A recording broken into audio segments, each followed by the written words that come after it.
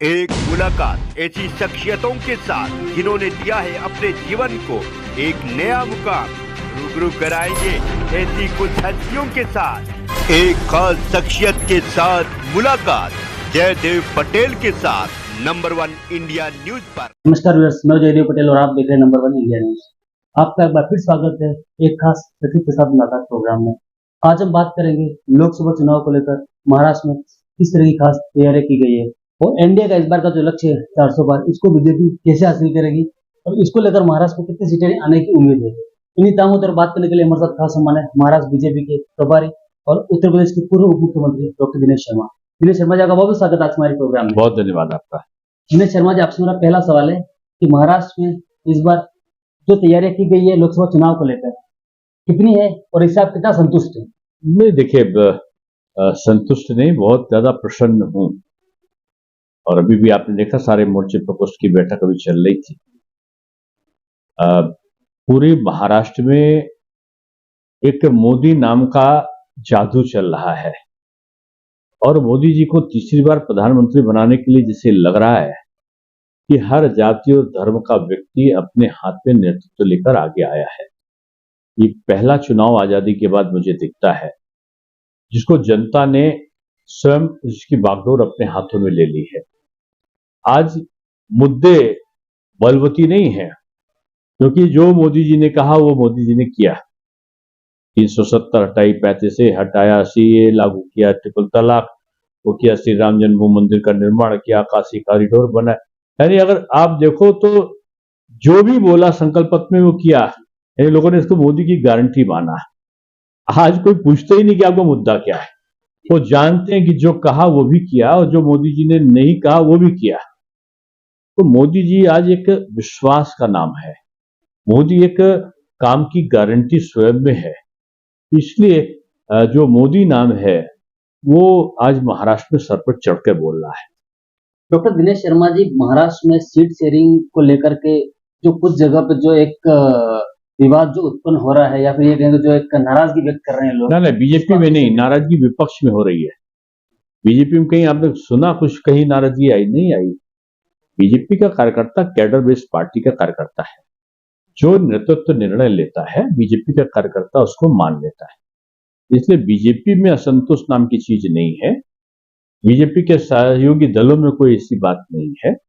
हाँ, कांग्रेस में और उद्धव जी की शिवसेना और एनसीपी जो शरद पवार जी की, उसमें जरूर है। तो वो हार का अभ्यास कर रही हैं वो पार्टियां। डॉक्टर दिनेश शर्मा जी, अगर मैं बात करता हूं तो एक आरोप ये भी लगता है बीजेपी के ऊपर कि जो दूसरे दलों से जो लोग आ रहे हैं या फिर दूसरे दल जो बीजेपी में शामिल हो रहे हैं उनको तवज्जो दिया जा रहा है, जो पुराने दल उनको इग्नोर किया जा रहा है। ना बीजेपी में ऐसा नहीं है। बीजेपी का जो हमारा कार्यकर्ता ना वो मिट्टी का प्याला है। मिट्टी के साथ में रहते अपना अस्तित्व नहीं छोड़ता। बीजेपी का जो मूल कार्यकर्ता रहा है वही हमारी शक्ति भी है और हमारा आधार भी है। डॉक्टर दिनेश शर्मा जी, अगर मैं बात करता हूं तो इस बार जो राज ठाकरे की जो मनसे पार्टी है, क्या वो महाराष्ट्र में एनडीए को मजबूत करने के लिए साथ आ रही है? नहीं, देखिए राज ठाकरे जी का लोग प्रश्न बार बार करते हैं।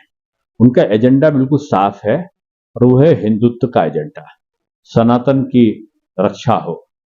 बीजेपी का भी एजेंडा यही है। तो अगर दोनों का एजेंडा एक है तो दूर रहने का औचित्य क्या है? तो क्या डॉक्टर दिनेश शर्मा जी ये कह सकते हैं कि एनडीए यानी कि महाराष्ट्र में जो महायुति है उसको सपोर्ट करने के लिए इस बार मनसे आ रही है? वही सवाल इसलिए भी है क्योंकि कहीं न कहीं उत्तर भारतीय से नाराज भी है और आप सब उत्तर भारतीय हैं। देखिए ये प्रश्न आपको जिनके बारे में है उनसे करना होगा। मैं ये कह सकता हूं कि एजेंडा सेम है। एजेंडा एक है हिंदुत्व का, ये मैंने कहा। अब उसके साथ में कौन शामिल होगा कौन नहीं होगा ये तो वही बता सकते हैं। दिनेश शर्मा जी, महाराष्ट्र में इस बार कितनी सीटें आने की उम्मीद है? क्योंकि आप मैं इसमें उल्टा बोल रहा हूं। कौन सी सीट नहीं आने की उम्मीद है ये आप बताओ। मुझको तो सारी सीटें आने की उम्मीद लग रही है। क्या कुछ चैलेंजेस आप मानते हैं? चैलेंज इन लोगों का बहुत बड़ा है आपस में। शिवसेना का चैलेंज है कांग्रेस को, उद्धव जी की शिवसेना का, और कांग्रेस जो चैलेंज है शरद पवार जी की एनसीपी का। बीजेपी में किसी का कोई चैलेंज नहीं है। डॉक्टर दिनेश शर्मा जी, महाराष्ट्र के पूर्व मंत्री सुरेश नवले जी हैं, उनका बयान सामने है। उन्होंने ये कहा कि जो एकनाथ शिंदे है महाराष्ट्र के मुख्यमंत्री, उन पर कहीं न कहीं बीजेपी जो चेहरे हैं उनको बदलने के लिए दबाव बनाने की कोशिश कर रही है। आप बीजेपी के साथ ऐसा कहीं नहीं होता। मैंने नहीं सुना उनका बयान तो।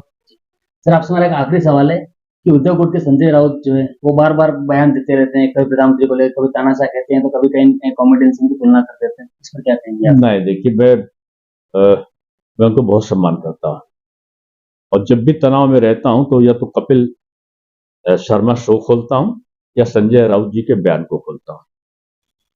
वो उनके बयान जोक से ज्यादा कुछ नहीं होता।